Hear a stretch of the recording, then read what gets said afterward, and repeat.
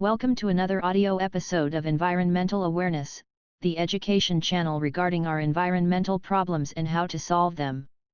If you want to get notified when new audio lessons are published, please click the subscribe button. In this lecture, we are talking about the pros and cons of protectionism. You can also find the related article to the lecture in the video description if you want to study this topic in more detail. The pros and cons of protectionism. Protectionism can be defined as an economic policy that aims to protect the local economy from imports from other countries. This can come in the form of tariffs like high taxes for imports so that it will become less attractive to buy goods from overseas. It can also come in the form of quotas so that the number of goods that can be imported is limited by the government. Protectionism has been practiced over centuries by a variety of different countries. Even though it has some advantages, protectionism also implies many serious problems. In this blog post, the pros and cons of protectionism are examined in detail. Advantages of protectionism. Protection of local firms from foreign competitors. One important advantage of protectionism is that it gives local firms a significant protection from foreign competitors. For instance, if there are high tariffs on products from foreign producers, prices will be quite high for those products and customers will likely refrain from buying those items. They will rather buy the cheaper alternative from domestic producers, which strengthens the market position of local firms. Thus, especially for local firms who would not be able to compete against big firms on a global scale, protectionism might be an important tool so that they can continue their operations. Especially beneficial for the development of new products. Since companies are protected against losing market shares to global competitors through protectionism, those local companies will now be more willing to spend money on research and development since their upfront investment is more likely to pay off in the long run. Thus, it is more likely that new products and technologies are invented for the local market and that firms will get a kind of first-mover advantage since they do not have to fear that global competitors will steal their ideas. Development of local competitive advantage. Protectionism may also provide the local economy with a kind of competitive advantage. Since prices for local products will be much cheaper compared to prices for products from foreign countries, chances are that consumers will mainly buy local goods and the global competition might stop to offer their products at one point in time. Thus, if this happens, local firms may be able to conquer the whole local market, which may significantly increase their market position and their level of competitiveness in the long run. Local job creation. Through import tariffs and other protective measures, it is also more likely that there will be more local jobs in the long run. Since companies are protected against the global competition, their market position tends to improve and they might be willing to create new jobs due to their increasing market share. Thus, especially for regions which suffer from high unemployment rates, protectionism may be a great tool to lower this number and to increase the living standard of many people in those regions. Trade deficits may decrease. By engaging in global free trade, some countries have huge trade deficits and the national debt increase drastically due to that. However, by introducing protective measures like tariffs or quotas, the trade deficit will likely decline since countries will import less goods from other countries and focus on the development of the local market instead. Therefore, protectionism may also lead to a decrease of government debt and trade deficits, which may be beneficial for those countries in the long run. Additional tax revenue from import tariffs. Countries who engage in protectionism may also benefit from significant additional tax revenue from tariffs on foreign goods. This additional money can be used for important infrastructure projects or for other things that improve the living conditions of locals. It can also be used for further strengthening the local economy in order to ensure long-term success. Higher profits for local companies. Since there will be less global competition through protectionism, local companies may also be able to significantly increase their profits. Even though this will be rather bad for consumers since they have to pay higher prices, it will greatly benefit local companies since they can strengthen their market position and also make higher profits. In turn, governments will also be able to profit from higher corporate tax revenue. Gap between the poor and the rich may close. Free trade also tends to widen the gap between the poor and the rich, since capital is often invested in foreign countries and doesn't benefit the local economy too much. Moreover, multinational companies often try to avoid taxes whenever possible and will often pay almost no corporate taxes at all. Through protectionism, more money will stay inside the country, which tends to benefit the local economy and the local development of a region.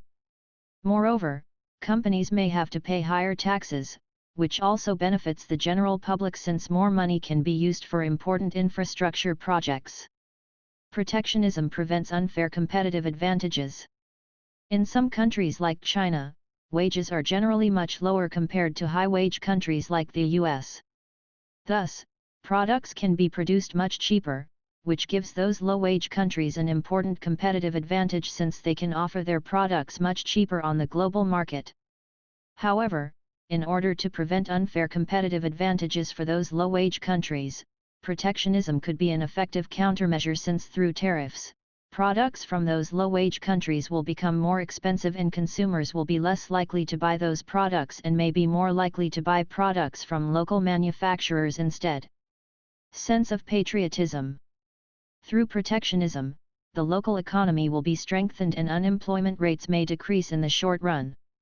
This may give locals a sense of patriotism since they may feel as a valid part of society and do not have to fear to get unemployed due to fierce global competition.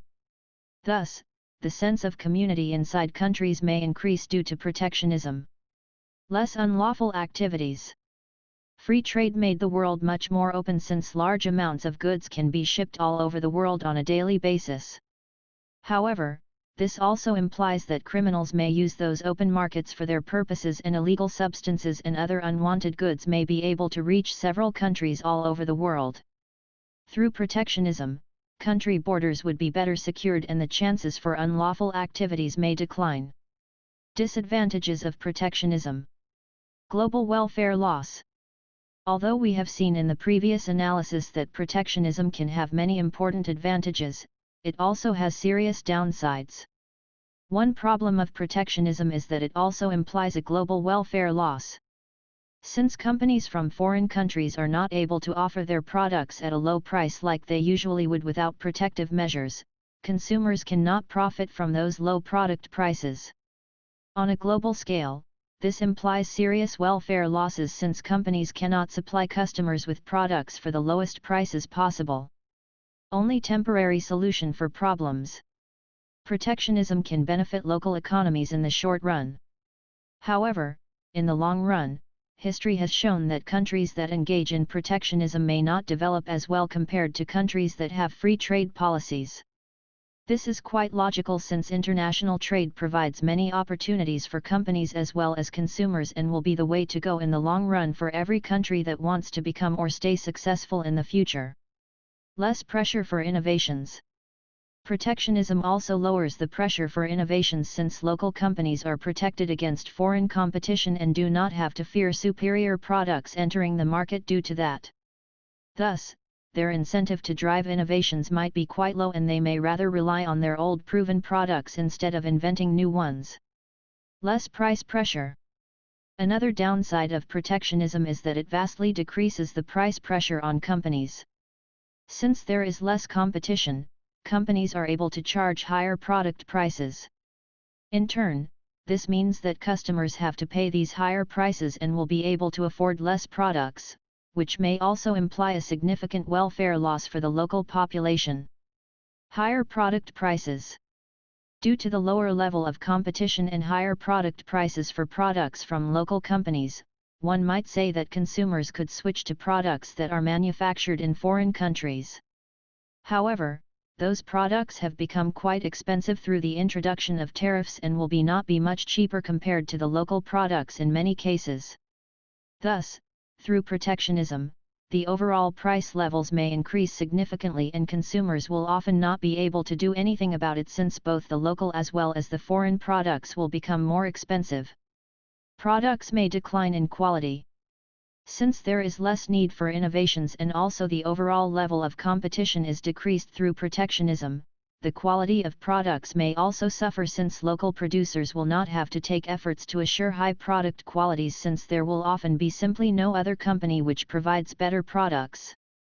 Thus, protectionism might also hurt the overall quality of products. Problems for industries once protectionism is abandoned.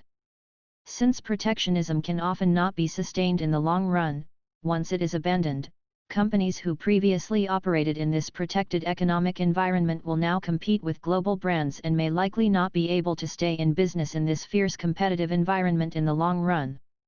Thus, governments around the world should consider this problem before introducing protective measures in the first place.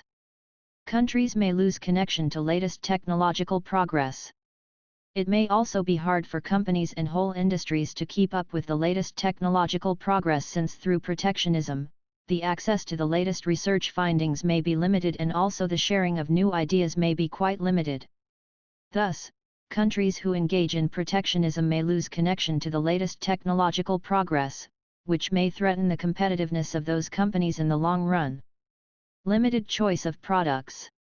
Protectionism also implies a limited choice of products for customers.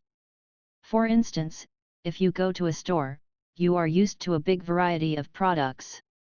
Even though you might take all of this for granted if you live in a country which promotes free trade, you might not have this variety of products in countries that have strict protective regimes since certain products may be restricted with quotas and the variety regarding those products may be quite limited. Knowledge cannot spread across borders. Knowledge is key in order to progress as a nation. Most of our latest technologies are invented by teams of talented international researchers who collaborate and make exciting things happen. However, if a country decides that it wants to engage in protectionism, chances are that researchers in those countries will no longer be able to collaborate with other foreign researchers and the spread of knowledge across borders may be quite limited. Global technological progress may be slowed down. Since there is a border for the spread of knowledge and research findings across borders through protectionism, also the overall global technological progress may be slowed down. In turn, billions of people all over the world may suffer from this since we as humanity urgently need technologies that are suitable to solve our environmental problems. Labor shortages in certain industries. Some industry branches heavily rely on the knowledge and the workforce from people in foreign countries.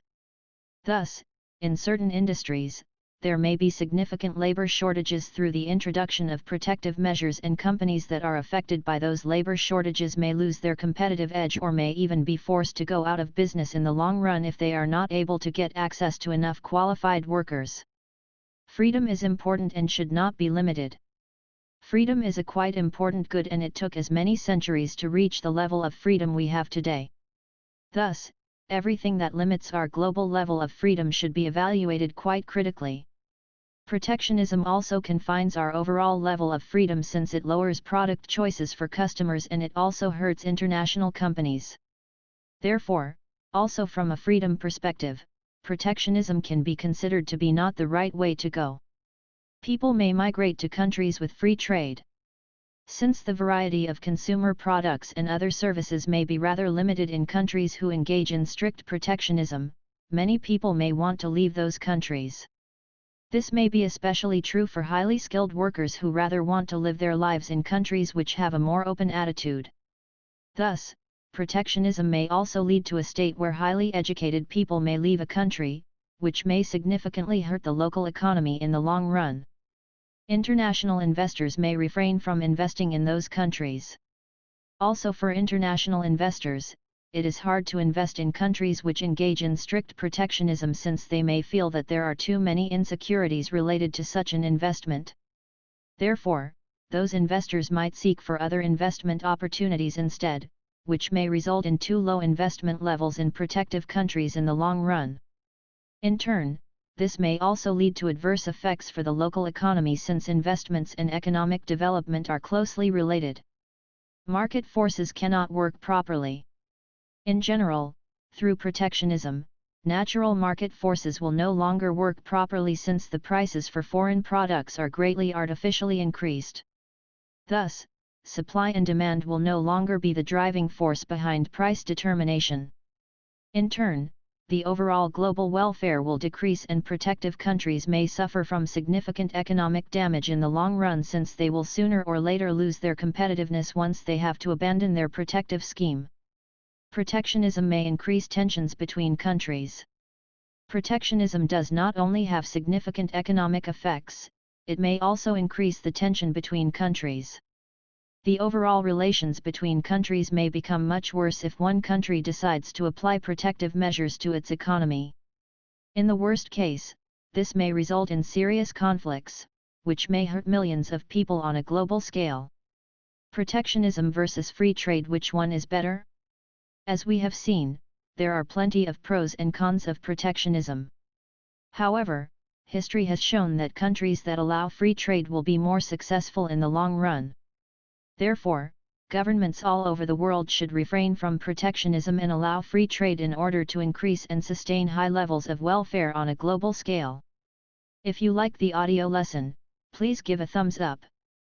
Moreover, please comment if you have any questions regarding this lecture. Don't forget to subscribe to this channel in order to get notified when future audio lessons are published.